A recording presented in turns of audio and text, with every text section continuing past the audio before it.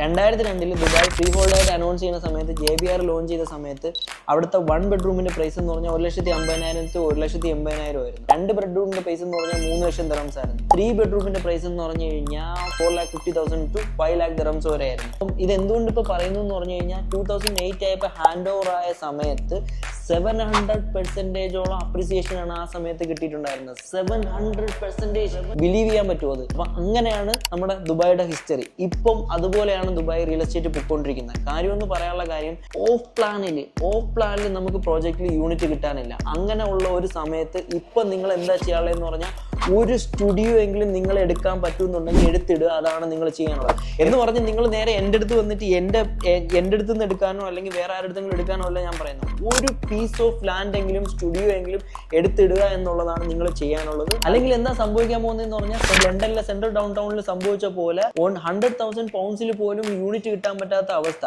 പിന്നെ അർബൻ ഏരിയയിലാണ് യൂണിറ്റ് കിട്ടുന്നത്. അതേ കണക്കാവും. അപ്പം ഇപ്പോൾ നിങ്ങൾക്ക് ഓൺ ചെയ്യാനുള്ള ഒരു ടൈമാണ്. ഓൺ ചെയ്യുക. അത് മാത്രമാണ് എനിക്ക് പറയാനുള്ളത്.